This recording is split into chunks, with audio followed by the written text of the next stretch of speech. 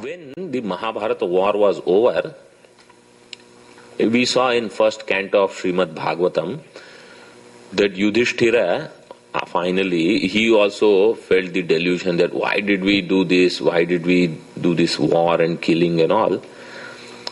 So Bhagwan said, I have to give you some wisdom. So he didn't say, I will teach you. He said, let's go to Bhishma. And Bhishma will instruct you. So they go to Bhishma and Bhishma gives them all the teaching about Raj Dharma and different Kshatriya Dharma, how the king should live, etc. Administration, and there Vishnu Sahasranama and everything is done. And Draupadi was standing there. This, I don't know whether she was there, but she was standing there and she laughed after the whole teaching was over. So they asked, why are you laughing? And she said, where was this wisdom when my robes were taken away in that court, in that assembly? Bhishma was sitting there.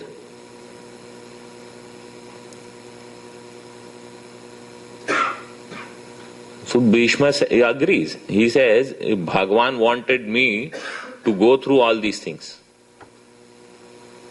So in spite of all that knowledge and that power, he said, I was helpless there.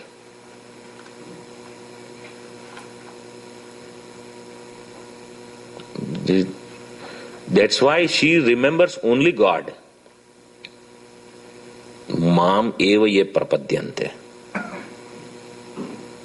Everything else is useless. So, artha. People say, that bhajan is there. Bhagwan, we all are also calling, but you don't come. I say, you don't call like how Draupadi called. Draupadi ki tarah tum bulate nahi. So he will not come just like that. Gajendra. So these stories, they talk of Artha Bhaktas.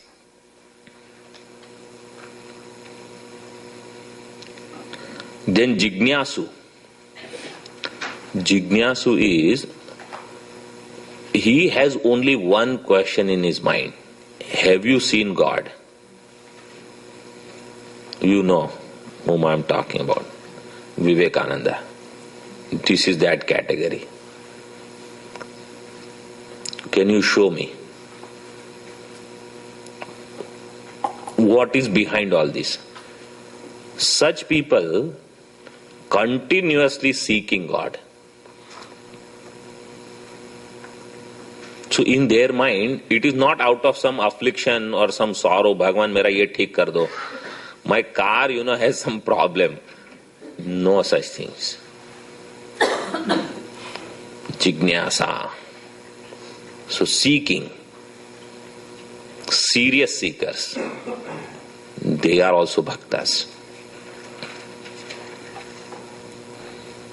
In that, it's like Janak Maharaj, Uddhava, such examples are given. They wanted to know. Third is Artharthi. Artharthi, seeking wealth. Bhagwan, you have Lakshmi ji with you always. Why don't you also pass on some wealth here? And money is the biggest charming thing, I think. I told you in the last class. I don't know whether in this class, in Panchadashi class I was saying.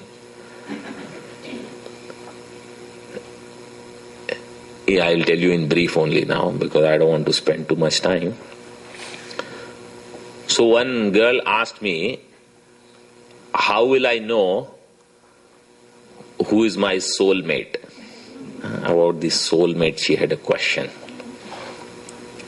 So I said, there is no real soulmate. Real soulmate is only one.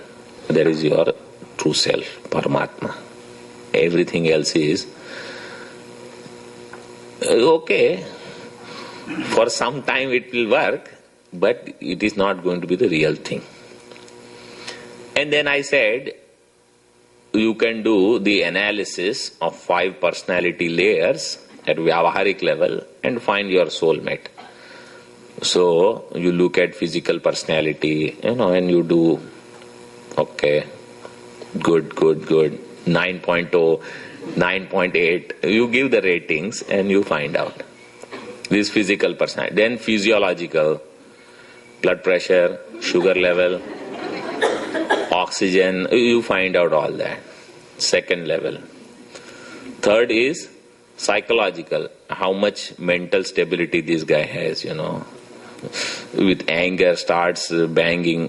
They may have wonderful physical personality, wonderful physiological system. Mind, when they go crazy, they start banging here and there. You don't want to be around them. Because one fist you will get, you will be gone.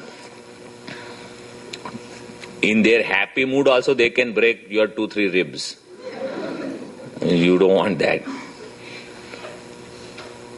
Next is the intellectual personality. Whether this person has some intelligence, Can he think? And fifth one, I said, spiritual personality. So there was one high school girl.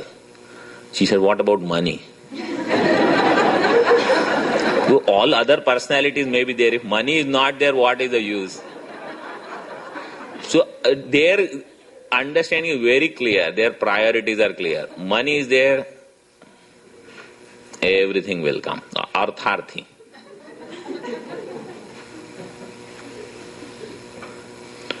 So money is given so much importance.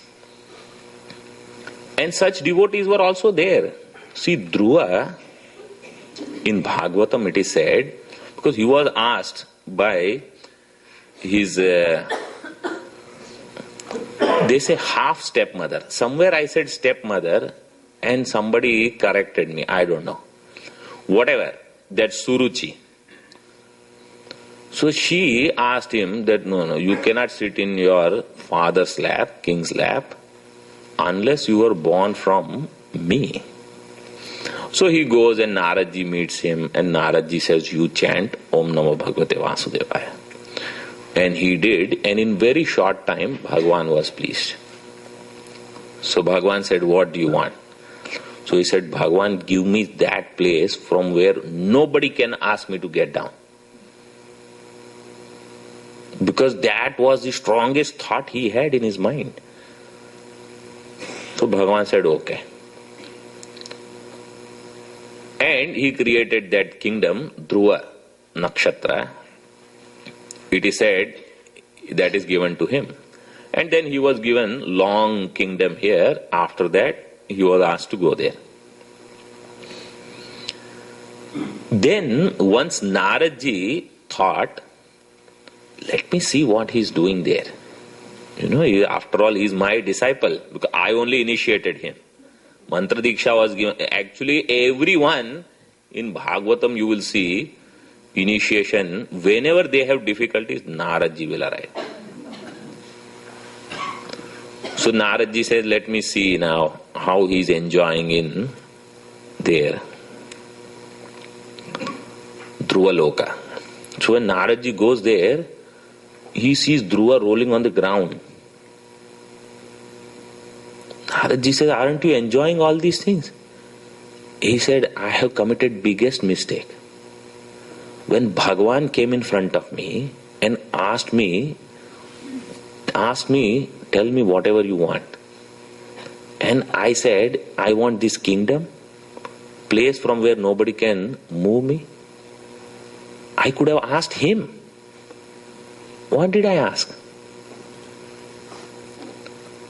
So in the beginning, he was Artharthi. But later on, he realized that this is not the right thing that I was seeking. So such people are also there. And majority of people, we start our journey at either Artha level or Artharthi level. Too many problems in the beginning. Then one problem. But eventually we become jignasus.